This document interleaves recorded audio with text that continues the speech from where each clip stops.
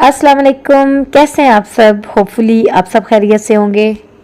हमारे किचन और घर से रिलेटेड कुछ ऐसे काम होते हैं जो हमें बहुत ही मुश्किल लग रहे होते हैं, लेकिन कुछ ऐसे ट्रिक्स भी होते हैं जो इन मुश्किल कामों को आसान बना सकते हैं।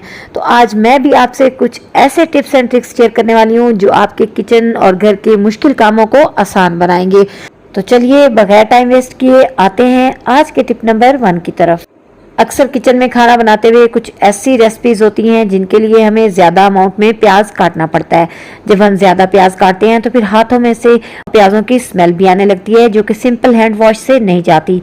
तो अगर अब आपके हाथों में प्याज काटने के बाद स्मेल आने लगे तो आपने सिर्फ ये करना है कि एक छोटा सा टुकड़ा आपने आलू का लेना है और उसको अपने हाथों पे इस तरह से रब कर लेना है। दोनों हाथों पे आलू का टुकड़ा अच्छे से मलने के बाद आपने सिंपल पानी से अपने हाथों को वॉश कर लेना है। इवन आपको किसी हैंड वॉश की जरूरत भी नहीं पड़ेगी और आपके हाथों से स्मेल बिल्कुल खत्म हो चुकी होगी।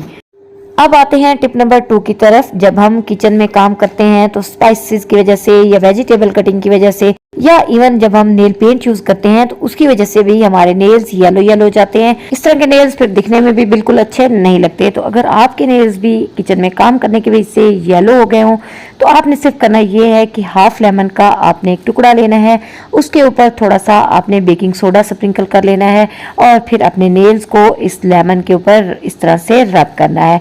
थोड़ी देर जब आप इस लेमन को अपने नेल्स पे रब करेंगे तो आपके नेल्स की येलोनेस बिल्कुल ख़त्म हो जाएगी और आपके नेल्स दोबारा से उसी तरह साफ और चमकदार हो जाएंगे। और अब है जी टिप नंबर 3 जो कि किचन में आपके बहुत काम आने वाली है। सम टाइम खाना बनाते हुए हमारी बेहतियाती की वजह से या किसी भी रीज़न की वजह से खाना नीचे लग जाता है और पैन सम टाइम इस तरह से जल जाता है जिसकी बहुत ही सख्त टेंशन होती है। इस तरह के जले हुए पैन को साफ करने के लिए आपको एक बहुत ही आसान सा तरीका बताने वाली हूँ।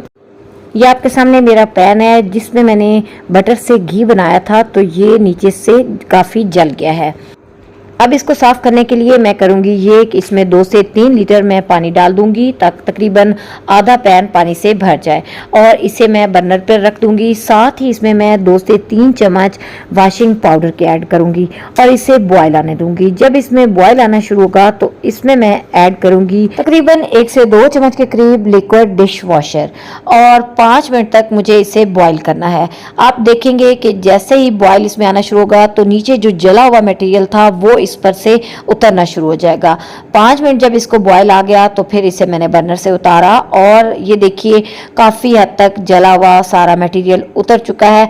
अगर कहीं थोड़ा बहुत रह गया हो तो आप ले लें मेटल स्क्रबर और इसको हल्के हाथों से स्क्रब कर लें। आपका पतीला एकदम से साफ हो जाएगा और बिल्कुल चमक उठेगा। जले हुए पैन को साफ करने के लिए ये मेथड आपके बहुत ही काम आएगा। चलिए अब आते हैं टिप नंबर 4 की तरफ। मास्क के यूज से तो हम सभी वाकिफ हैं, लेकिन यूज मास्क का आपको एक और जबरदस्त सा इस्तेमाल बताने वाली हूँ। मास्क को आप यूज कर सकते हैं अपने किचन सिंक को चमकाने के लिए। अगर आपका किचन सिंक की चमक मान पड़ गई हो या उसके ऊपर जो स्केल्स वगैरह होते हैं वाटर के वो डिपॉजिट हो गए हों तो आपने करना ये है कि एक पुराना या नया आपने मास्क लेना है।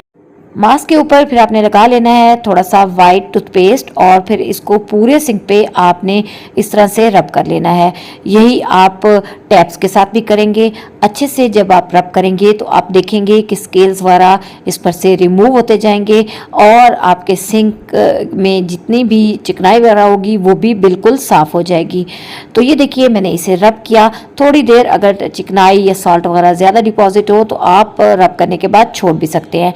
उसके बाद पानी से वॉश कर लें। आपका सिंक एकदम से चमक उठेगा, टैप्स भी अच्छे से साफ हो जाएंगी, जितने भी सॉल्ट डिपॉजिट होंगे वो इस पर से उतर जाएंगे। और मेरी आज की नेक्स्ट टिप भी किचन से ही रिलेटेड है। आपने देखा होगा कि किचन कैबिनेट्स हों, इलेक्ट्रिक अप्लायंसेज हों, उनके ऊपर काफ़ी ग्रीस आ जाती है जिसको यकीनी बात है कि आप साफ़ करते होंगे। साफ़ करने के लिए ज़ाहिर बात है हम किसी वेट स्पंज या कपड़े का यूज़ करते हैं, लेकिन अगर आप जिस भी कपड़े का इस्तेमाल कर रहे हों उसको गीला करने के बाद थोड़ी टाइम के लिए माइक्रोवेव में टाइम दे दें, यानी तकरीबन 1 मिनट के लिए आप उसे हीटअप कर लें और उसके बाद आप कैबिनेट या इलेक्ट्रिक अप्लायंसेस को क्लीन करें तो वो बहुत आसानी से और अच्छे से साफ़ हो जाएंगी। इस तरह से आपको ज़्यादा मेहनत भी नहीं करनी पड़ेगी और आपका बहुत सारा टाइम भी बच जाएगा। सम टाइम ऐसा होता है कि लंबे टाइम के लिए बिजली चली जाती है या फ्रिज में हम कोई चीज़ ओपन रख देते हैं, जिसकी वजह से फ्रिज में से एक बहुत ही बुरी सी स्मेल आने लगती है। तो इस स्मेल को ख़त्म करने का आसान तरीका ये है कि आपने लेना है एक न्यूज़पेपर और इसको आपने वेट करना है। लेकिन वेट करने से पहले इस पानी के अंदर आपने थोड़ा सा बेकिंग सोडा डाल लेना है, या डायरेक्ट भी आप बेकिंग सोडा को न्यूज़पेपर के ऊपर स्प्रिंकल कर सकते हैं। तो बस ये देखिए, इस तरह से न्यूज़पेपर को वेट करने के बाद आपने इसका एक बॉल सा बनाना है और इस बॉल को आपने रख देना है फ्रिज के अंदर। 4 to 5 आवर्स या ओवरनाइट के लिए आप इसको फ्रिज में रहने दें। उसके बाद इसे निकाल लें। आप देखेंगे कि जितनी भी कोई बैड स्मेल होगी वो फ्रिज में से बिल्कुल ख़त्म हो चुकी होगी। केले के छिलके के बहुत सारे फायदे आप यकीनन जानते होंगे, लेकिन आज मैं आपको इसका एक और यूज़ बताने लगी हूँ। आपने करना ये है कि जब आप बनाना खाएं तो केले के छिलके को आपने फेंकना नहीं है, बल्कि आप इसको अपने लेदर शूज़ को चमकाने के लिए इस्तेमाल करें। सम टाइम ऐसा भी होता है कि हमारे पास कोई ऐसे कलर के लेदर शूज़ होते हैं जिनकी पॉलिश उस टाइम हमारे पास अवेलेबल नहीं होती। तो बस फिर आप क्या करेंगे कि अंदर वाली साइड से केले के छिलके को आप शू के ऊपर रब करेंगे।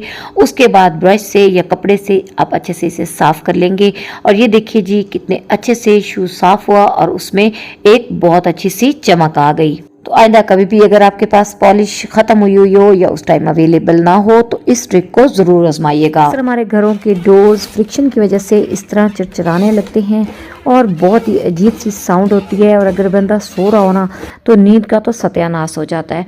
तो इस साउंड को ख़त्म करने के लिए आपको एक बहुत ही आसान सा तरीका बता देती हूँ। इसके लिए आपको चाहिए होगा टैल्कम पाउडर। कोई भी जो आपके घर में मौजूद हो ले लें और थोड़ा सा उसे कागज़ पे निकाल लें।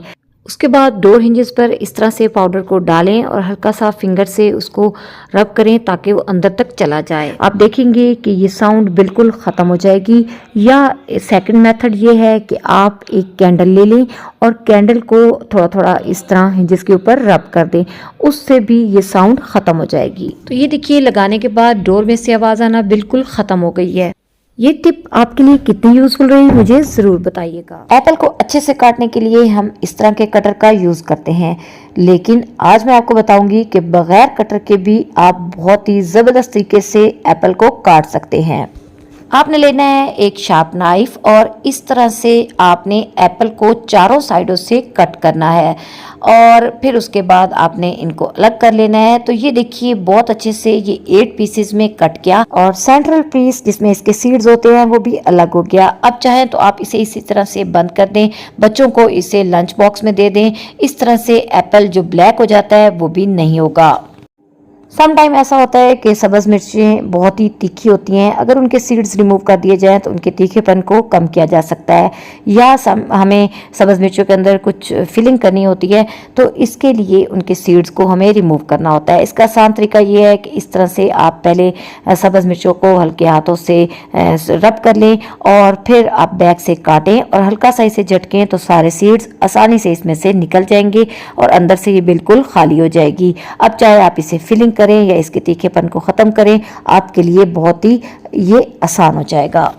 उम्मीद करती हूँ ये सारी टिप्स आपके लिए यूजफुल रहेंगी। अगर इनमें से कोई भी आपको अच्छी लगी हो तो फिर लाइक करना और चैनल को सब्सक्राइब करना मत भूलिएगा। इंशाअल्लाह फिर मिलूंगी नेक्स्ट वीडियो तक के लिए। अल्लाह हाफिज़।